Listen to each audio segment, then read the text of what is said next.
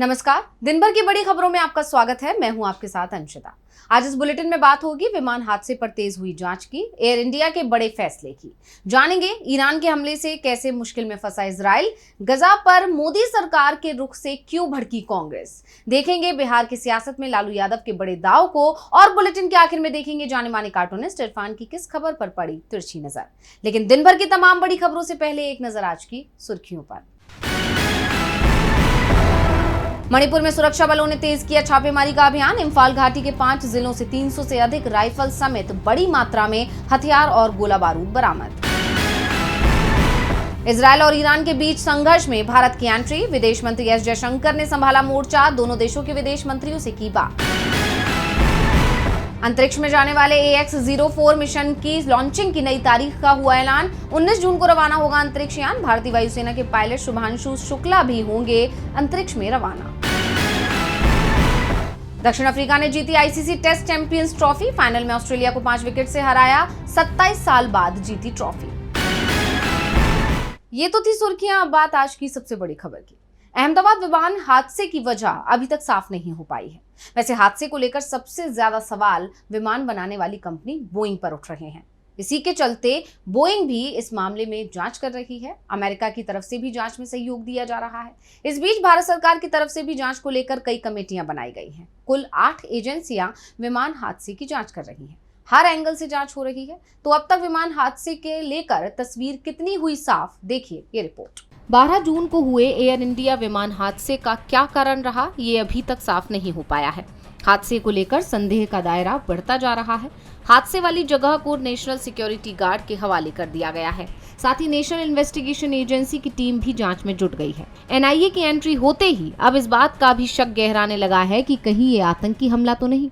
ये पता लगाना भी बहुत जरूरी है कि क्या AI-171 के बोइंग 787 ड्रीमलाइनर के इंजन या उससे जुड़े उपकरणों के साथ किसी तरह की छेड़छाड़ तो नहीं की गई थी। क्या ये हादसा किसी बड़ी साजिश की वजह से तो नहीं हुआ।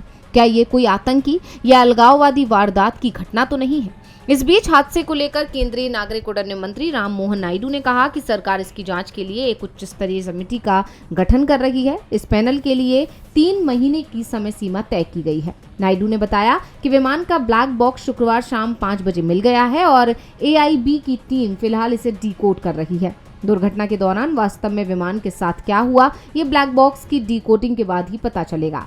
वहीं नागरिक उड्डयन मंत्रालय के सचिव समीर कुमार सिन्हा ने बताया, हादसे की खबर मिलते ही हमने तुरंत ATC अहमदाबाद से पूरी जानकारी मांगी। सिन्हा ने बताया कि इस विमान ने दोपहर 1:39 पर उड़ान भरी और कुछ ही सेकंड्स में करीब 650 फीट की ऊंचाई पर पहुंचने के बाद ये गिरने लगा, यानी इसकी ऊंचाई कम होने लगी। दोपहर 1:39 पर पायलट ने अहमदाबाद ATC को सूचना दी कि ये मेडे है, यानी पूरी तरह से आपातकाल। जब उसने विमान से संपर्क करने की कोशिश की तो उसे कोई जवाब ही नहीं मिला। ठीक 1 मिनट बाद ये विमान मेधानी नगर में दुर्घटनाग्रस्त हो गया, जो हवाई अड्डे से करीब 2 किलोमीटर की दूरी पर स्थित है। विमान के कैप्टन सुमित सभरवाल थे और फर्स्ट ऑफिसर क्लाइव सुंदर थे। विमान लंदन की उड़ान पर था, जिसमें 242 लोग सवार थे, जिसमें से 241 की जान चली गई। विमान की चपेट में आने से 34 लोगों की जान गई, जिस कारण से ये आंकड़ा बढ़कर अब 275 हो गया है। विमान हादसे की जांच तेज हो गई है। बोइंग भी जांच कर रही है कि आखिर कमी कहां रह गई। तो भारत सरकार भी ये पता लगा रही है कि हादसे का कारण विमान की खराबी था या कोई आतंकी हमला। इस बीच एयर इंडिया की तरफ से पीड़ित परिवार को 1-1 करोड़ की मदद देने का ऐलान भी किया गया है। साथ ही फ्लाइट संख्या 171 को लेकर भी बड़ा फैसला हुआ है, देखिए रिपोर्ट। एयर इंडिया और एयर इंडिया एक्सप्रेस ने फ्लाइट नंबर 171 को बंद करने का फैसला किया है। ये फैसला अहमदाबाद में हुए बोइंग 787-8 ड्रीमलाइनर विमान हादसे के बाद लिया गया है। इस बीच एयर इंडिया ने सभी ड्रीमलाइनर विमानों की जांच भी शुरू कर दी है। इस बीच हादसे में जान गंवाने वाले लोगों के DNA सैंपल लिए जा रहे हैं।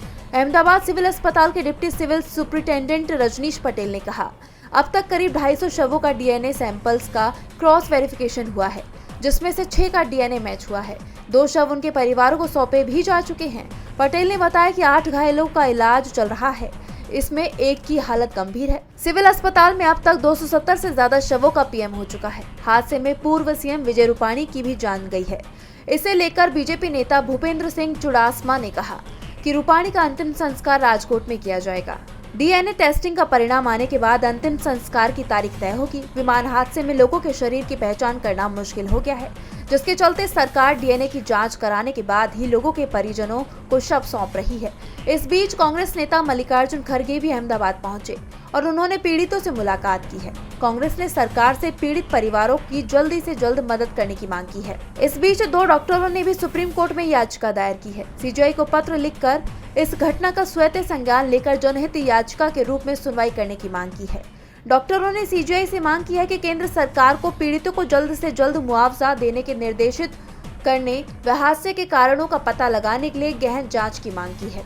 फिलहाल इस घटना को लेकर सरकार पर सवाल उठ रहे हैं, क्योंकि ये दावा किया जा रहा है कि जो विमान हादसे का शिकार हुआ उसमें तकनीकी समस्याएं थी। वैसे विमान में कोई तकनीकी समस्या थी या फिर मानवीय भूल के चलते ये हादसा हुआ, ये जांच के बाद ही साफ हो पाएगा। जिनकी जान गई उनकी पहचान की कोशिश हो रही है। 275 लोगों की जान गई है, जो देश के लिए बड़ा झटका है। वैसे विमान कंपनियों को भी झटके लग रहे हैं। पश्चिम एशिया का आकाश विमान के लिए बंद कर दिया गया है, क्योंकि यहाँ ईरान और इजराइल के बीच में जबरदस्त जंग छिड़ी हुई है। दोनों ही देश एक दूसरे पर हमले कर रहे हैं, जिसमें कई लोगों की जान चली गई है। इजराइल और ईरान में जबरदस्त जंग शुरू हो गई है। बीते दिन इजराइल ने ईरान पर बड़ा हमला किया। इसके बाद ईरान ने इजराइल को निशाना बनाते हुए मिसाइलों की बौछार कर दी। 150 से ज्यादा मिसाइलें ईरान की तरफ से दागी गई। इजराइल की रक्षा मंत्रालय को निशाना बनाने का दावा किया गया है। इसके साथ ही ईरान ने यह भी दावा किया है कि उसने अमेरिका के सबसे आधुनिक विमान F-35 को मार गिराया है।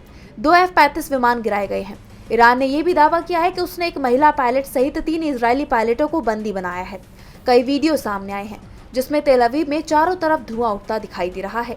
यहाँ तक कहा जा रहा है कि ईरान ने हमले के लिए हाइपरसोनिक मिसाइलों का इस्तेमाल किया, जिससे अमेरिकी डिफेंस सिस्टम थर्ड आयरन डोम एरो 3 रोकने में फेल साबित हुई। ईरान के सर्वोच्च नेता खामेनेई ने साफ कर दिया है कि अब हमें आतंकवादी जायोनी यानी इजरायली शासन को कड़ा जवाब देना है। हमें पूरी ताकत के साथ जवाब देना होगा और उन पर कोई दया नहीं करेंगे। ईरान के हमले के बाद दुनिया 2 हिस्सों में बढ़ती दिखाई दे रही है। चीन ने इजराइल के हमलों की निंदा करते हुए कहा कि ये ईरान की संप्रभुता, सुरक्षा और क्षेत्रीय अखंडता का उल्लंघन है और इस अभियान को तुरंत रोका जाना चाहिए। संयुक्त राष्ट्र सुरक्षा परिषद यानी UNSC की हुई बैठक में चीन के दूत फू कॉन्ग ने कहा कि इजराइल हमला पूरी तरह से गलत है। इससे ईरान अमेरिका के परमाणु समझौते पर भी नकारात्मक असर पड़ सकता है। रूस ने भी इजरायली हमले की निंदा की है। क्रेमलिन के प्रवक्ता दिमित्री पेस्कोव ने चेतावनी दी कि इजराइल अंतर्राष्ट्रीय कानून का उल्लंघन कर रहा है। दुनिया भर के विशेषज्ञों ने चेतावनी दी है कि अगर अगले 2-3 दिन तक ये लड़ाई जारी रहती है तो तीसरे विश्व युद्ध की शुरुआत भी हो सकती है। ईरान ने इजराइल के समर्थकों को सीधे धमकी दी है कि अगर कोई भी देश इजराइल की रक्षा करने की कोशिश करता है तो ईरान उसके सैन्य अड्डों और क्षेत्रीय ठिकानों को भी निशाना बनाएगा। ईरान के बयान को सीधे सीधे अमेरिका के लिए धमकी माना जा रहा है। ईरान के बड़े पलटवार से इजराइल खौफ में दिख रहा है।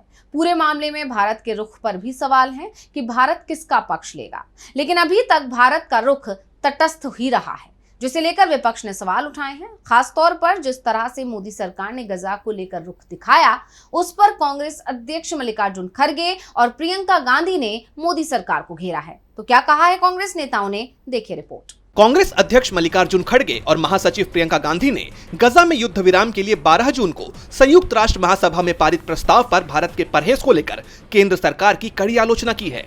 दोनों नेताओं ने सोशल मीडिया प्लेटफॉर्म X पर पोस्ट साझा कर भारत की विदेश नीति और नैतिक रुख पर सवाल उठाए, जिसे लेकर भारत की वैश्विक छवि को नुकसान पहुंचने का उन्होंने दावा किया। खड़गे ने अपनी पोस्ट में लिखा, हमने अंधाधुंध कार्रवाइयों की निंदा की है, जिसमें गजा पट्टी की घेराबंदी और उसमें बमबारी शामिल है। 60,000 लोग मारे गए हैं। व्यापक और भयावह मानवीय संकट है। क्या हमने मध्य पूर्व और पश्चिम एशिया में युद्ध विराम, शांति और संवाद की वकालत करने वाले भारत के रुख को त्याग दिया है? उन्होंने कहा कि 149 देशों ने युद्ध विराम के पक्ष में वोट किया, जबकि भारत सहित केवल 19 देशों ने परहेज किया, जिससे भारत अंतर्राष्ट्रीय मंच पर अलग थलग पड़ गया है। खड़गे ने भारत की गुटनिरपेक्षता और नैतिक कूटनीति की परंपरा का हवाला देते हुए सरकार के इस रुख को वैश्विक प्रतिष्ठा के लिए हानिकारक बताया। वहीं प्रियंका गांधी ने X पर लिखा, भारत ने तब स्टैंड लेने से इनकार कर दिया जब गजा में 60,000 लोग मारे जा चुके हैं और गजा की पूरी आबादी को बंद करके रखा गया है और उनके सामने खाने पीने के सामान का संकट खड़ा हो गया है। यह शर्मनाक है कि हमारी सरकार न सिर्फ गजा के मुद्दे पर चुप है, बल्कि इजराइल सरकार के ईरान पर हमले की भी खुशी मना रही है। प्रियंका ने सवाल उठाया कि भारत संविधान के सिद्धांतों और आजादी के मूल्यों को कैसे छोड़ सकता है। प्रियंका ने मानवता के लिए आवाज उठाने और सच्चाई और अहिंसा के साथ खड़े होने की अपील की। दोनों कांग्रेस नेताओं का ये बयान ऐसे वक्त में आया है जब गजा में मानवीय संकट गहराता जा रहा है। अब दोनों दिग्गजों के इन बयानों पर मोदी सरकार की ओर से कोई प्रतिक्रिया आती है या नहीं, ये देखना होगा। कांग्रेस ने सरकार की गजा नीति पर सवाल उठाए तो बिहार में लालू यादव के बड़े दाव से एनडीए के सामने सवाल खड़े कर दिए हैं, क्योंकि लालू यादव ने बिहार प्रदेश आरजेडी की कमान अति पिछड़ा वर्ग से आने वाले मंगनी लाल मंडल को सौंप दी है। तो मंडल के सहारे कैसे लालू ने साधे कई समीकरण, देखिए ये रिपोर्ट। बिहार विधानसभा चुनाव से पहले आरजेडी प्रमुख लालू यादव और तेजस्वी यादव ने नई रणनीति बनाई है, जिसका असर एनडीए पर पड़ सकता है। राष्ट्रीय जनता दल यानी आरजेडी एक बड़े संगठनात्मक बदलाव की तैयारी में है। बिहार विधानसभा चुनाव से पहले आरजेडी प्रदेश अध्यक्ष बदलने जा रही है, जिसकी काफी चर्चा हो रही है। आरजेडी के नए प्रदेश अध्यक्ष मंगनी लाल मंडल होंगे, जो जगदानंद सिंह की जगह लेंगे। बताया जा रहा है कि लालू यादव और तेजस्वी ने उनके नाम पर मोहर भी लगा दी है। 19 जून को चुनाव होगा, उसी दिन नतीजे भी जारी कर दिए जाएंगे। आरजेडी के मौजूदा प्रदेश अध्यक्ष जगदानंद सिंह लंबे वक्त से पार्टी की गतिविधियों से दूर है। अब आरजेडी का ये फैसला काफी अहम माना जा रहा है, लेकिन ऐसे में सवाल उठता है कि मंगनी लाल मंडल को ही क्यों चुना गया है। इसके पीछे लालू यादव और तेजस्वी यादव की रणनीति क्या है? लालू तेजस्वी बिहार में कैसी सियासत करना चाहते हैं? बता दें कि मंगनी लाल मंडल हाल ही में 17 जनवरी 2025 को जेडीयू छोड़कर आरजेडी में शामिल हुए थे। वो अति पिछड़ा वर्ग यानी ईबीसी से आते हैं और उनकी नियुक्ति को लालू यादव की उस पुरानी रणनीति का हिस्सा माना जा रहा है, जिसमें सामाजिक समीकरणों को साधकर वोट बैंक को मजबूत करना शामिल है।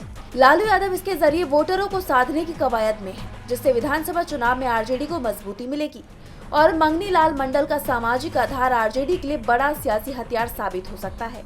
इंडिया गठबंधन और एनडीए दोनों में ही इस बार कड़ा मुकाबला देखा जा रहा है। दोनों ही गठबंधन सत्ता में आने के लिए जी तोड़ मेहनत कर रही हैं। ऐसे में आरजेडी की तरफ से किए जा रहे इस बदलाव से ये साफ है कि पार्टी नेतृत्व आगामी चुनावों को लेकर कोई कोताही नहीं बरतना चाहता। बिहार में सबसे ज्यादा वोट अति पिछड़ा समुदाय का ही है, जो करीब 36% है, और ये भी साफ है कि जिसके पक्ष में ये वोट जाएंगे विधानसभा चुनाव में उसी गठबंधन की जीत होगी, और इस लड़ाई में महागठबंधन आगे निकलता दिख रहा है।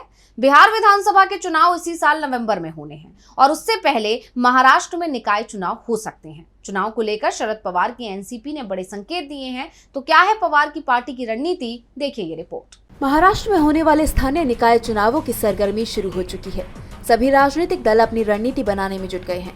खबर है कि शरद पवार की एनसीपी एसपी बीजेपी को छोड़कर किसी भी पार्टी के साथ गठबंधन कर सकती है। इसमें अजीत पवार की एनसीपी भी एक विकल्प हो सकती है। जानकारी के मुताबिक शरद पवार की पार्टी ने गठबंधन का फैसला स्थानीय नेताओं पर छोड़ दिया है। दूसरी तरफ महाविकास अघाड़ी के दल कांग्रेस, शिवसेना यूबीटी और एनसीपी एसपी इन चुनावों में एक साथ लड़ सकते हैं, लेकिन अभी तक इसका ऐलान नहीं हुआ है। वैसे तीनों दलों में फ्रेंडली फाइट की भी बात हो रही है, क्योंकि गठबंधन लोकसभा और विधानसभा चुनाव के लिए हुआ था। ऐसे में सवाल उठता है कि क्या एमवीए के दल एकजुट होकर चुनाव लड़ेंगे या अलग अलग। अगर शरद पवार की पार्टी अजीत पवार के साथ गठबंधन करती है तो एमवीए का भविष्य क्या होगा? वहीं अगर अजीत पवार की एनसीपी शरद पवार के साथ हाथ मिलाती है तो महायुति गठबंधन पर क्या असर पड़ेगा? महायुति के नेता पहले ही कह चुके हैं कि वो एक साथ मिलकर चुनाव लड़ेंगे, लेकिन कुछ सीटों पर दोस्ताना मुकाबला यानी फ्रेंडली फाइट हो सकती है। स्थानीय निकाय चुनाव महाराष्ट्र की सियासत में बड़ा रोल निभाते हैं, खासकर बीएमसी जैसे बड़े नगर निगमों के लिए। शरद पवार का ये कदम उनकी रणनीति का हिस्सा माना जा रहा है, जिसमें वो बीजेपी को किनारे रखते हुए अपनी पार्टी की ताकत बढ़ाना चाहते हैं।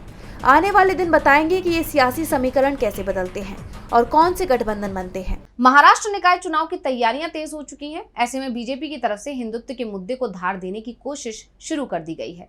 इसका नजारा सीएम से लेकर बीजेपी के नेताओं के बयानों में दिखाई दे रहा है, और अब बीजेपी नेताओं के दबाव में शनि शिंगणापुर मंदिर से एक साथ 114 मुस्लिम कर्मचारियों की छटनी कर दी गई। तो क्या है पूरी खबर, देखिए रिपोर्ट। वक्फ संशोधन कानून पर पूरे देश में बवाल मचा हुआ है, और उसमें भी सबसे ज्यादा एक चीज पर बवाल है, वो ये कि वक्फ बोर्ड में गैर मुस्लिमों को भी शामिल किया जाए, जिसका पूरे देश में विरोध हो रहा है। विपक्ष और मुस्लिम संगठन का कहना है कि सरकार वक्फ बोर्ड पर नियंत्रण करना चाहती है, तो सरकार का दावा है कि इससे सिर्फ पारदर्शिता बढ़ेगी।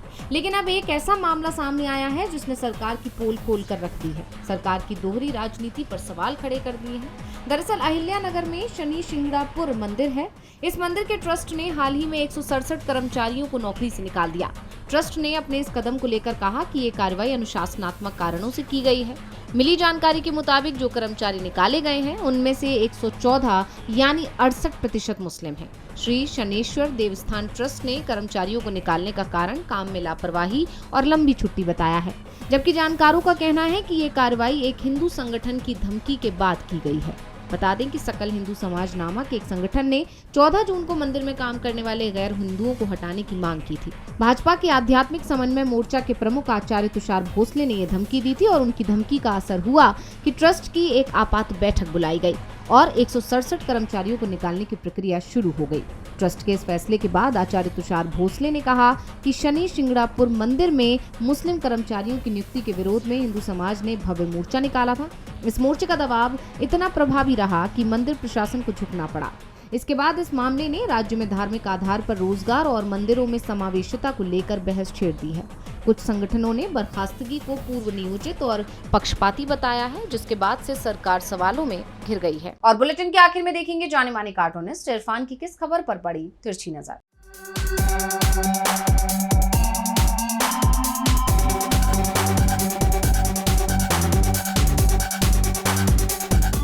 ईरान के लगातार हमले जारी हैं और इजराइल फिलहाल संकट में है। ऐसे में इजराइल को अपने आका अमेरिका के अलावा नए नए दोस्तों की ज़रूरत पड़ेगी। अब नए नए दोस्त का मतलब ये तो नहीं है कि आप अपने साथ के पुराने जिगरी दोस्तों को ऐसे में नाराज़ कर दें। हुआ ये कि इजराइल ने अपने सैनिकों को जो नक्शा भारत का बांटा, उसमें चाइना के हिस्से में अरुणाचल प्रदेश को और पाकिस्तान के हिस्से में जम्मू कश्मीर को हमारे वाले को दिखा दिया। अब इसका मतलब ये तो नहीं हुआ कि आप अपने जिगरी दोस्तों को ऐसे में नाराज़ कर दें, लेकिन कहीं इसके पीछे ये बात तो नहीं है कि ईरान की मदद कर रहा चाइना को इजराइल इस बात से खुश करना चाहता हो।